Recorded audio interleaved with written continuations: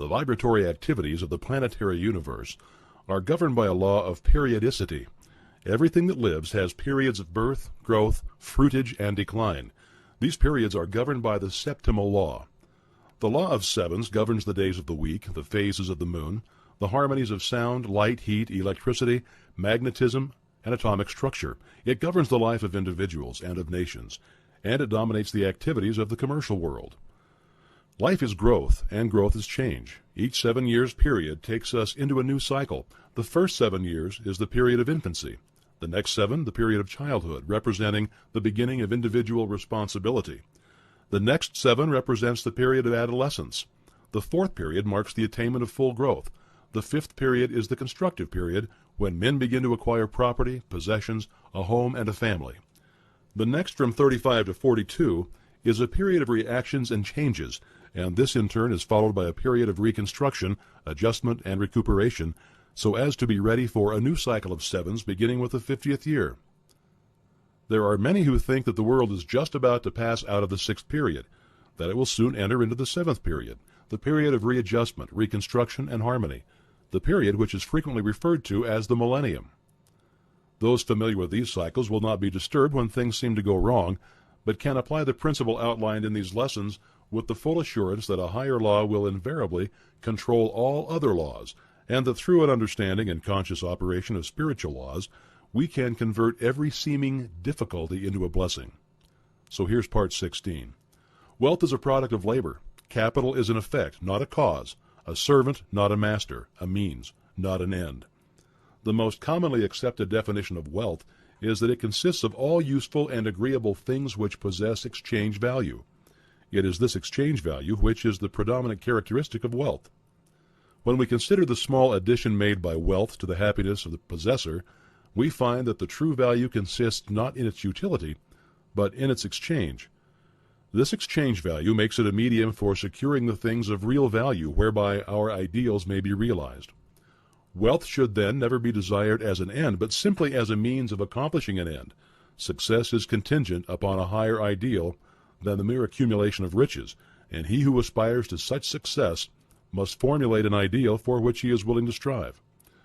With such an ideal in mind, the ways and means can and will be provided, but the mistake must not be made of substituting the means for the end. There must be a definite fixed purpose, an ideal. Prentice Mulford said, "The man of success is the man possessed of the greatest spiritual understanding, and every great fortune comes of superior and truly spiritual power. Unfortunately, there are those who fail to recognize this power. They forget that Andrew Carnegie's mother had to help support the family when they came to America, that Harriman's father was a poor clergyman with a salary of only $200 a year, that Sir Thomas Lipton started with only 25 cents. These men had no other power to depend upon, but it still did not fail them. The power to create depends entirely upon spiritual power. There are 3 steps: idealization, visualization, and materialization. Every captain of industry depends upon this power exclusively. In an article in Everybody's Magazine, Henry M. Flagler, the Standard Oil multimillionaire, admitted that the secret of his success was his power to see a thing in its completeness. The following conversation with the reporter shows his power of idealization, concentration, and visualization, all of which are spiritual powers. Did you actually vision to yourself the whole thing? I mean, did you or could you really close your eyes and see the tracks and the trains running and hear the whistles? Did you go as far as that? Yes. How clearly? Very clearly. Here we have a vision of the law. We see cause and effect. We see that thought necessarily precedes and determines action. If we are wise, we shall come into a realization of the tremendous fact that no arbitrary condition can exist for a moment, and that human experience is the result of an orderly and harmonious sequence. The successful businessman is far more often than not an idealist, and is ever striving for higher and higher standards. The subtle forces of thought, as they crystallize in our daily moods, is what constitutes life. Thought is the plastic material with which we build images of our growing conception of life. Use determines its existence. As in all other things, our ability to recognize it and use it properly is the necessary condition for attainment. Premature wealth is but the forerunner of humiliation and disaster, because we can't permanently retain anything which we do not merit or which we have not earned. The conditions with which we meet in the world without correspond to the conditions which we find in the world within. This is brought about by the law of attraction. How then shall we determine what it is to enter into the world within? Whatever enters the mind through the senses or the objective mind will impress the mind and result in a mental image which will become a pattern for the creative energies. These experiences are largely the result of environment, chance, past thinking, and other forms of negative thought, and they must be subjected to careful analysis before being entertained. On the other hand, we can form our own mental images through our own interior processes of thought, regardless of the thoughts of others, regardless of exterior conditions, regardless of environment of every kind, and it is by the exercise of this power that we can control our own destiny, body, mind, and soul.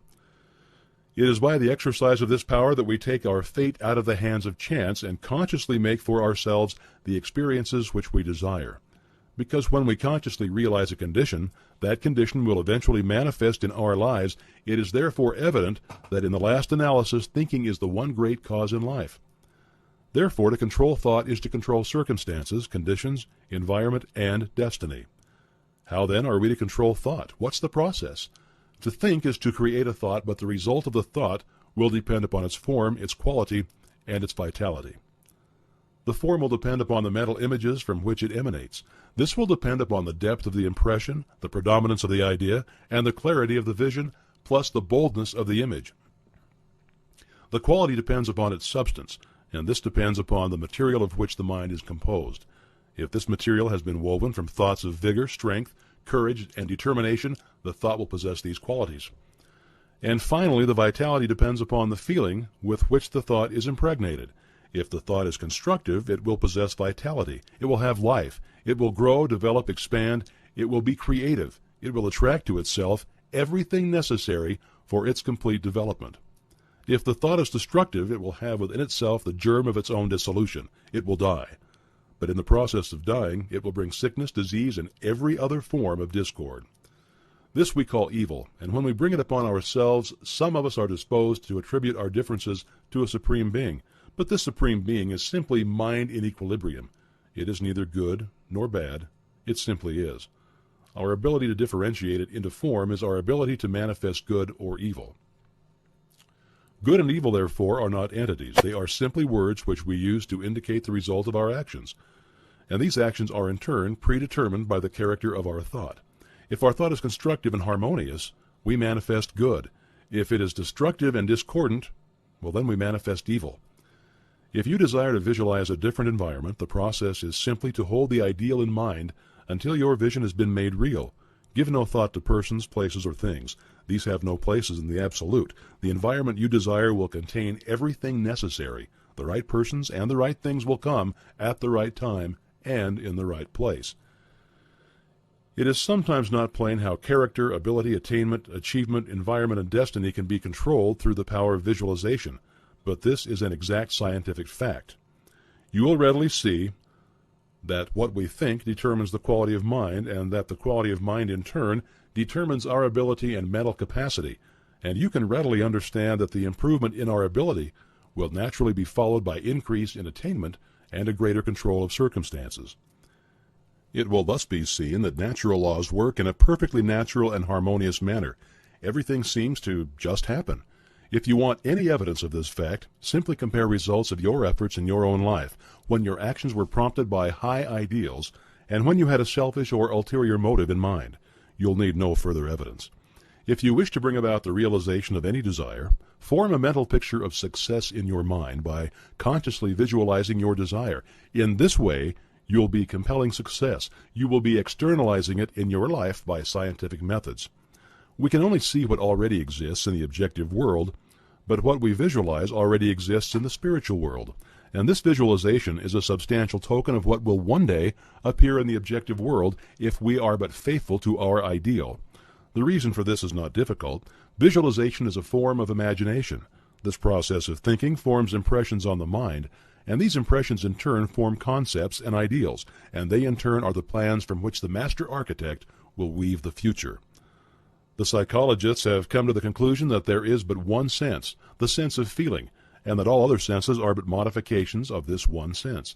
This being true, we know why feeling is the very fountainhead of power, why the emotions so easily overcome the intellect, and why we must put feeling into our thought if we wish results. Thought and feeling is the irresistible combination. Visualization must, of course, be directed by the will.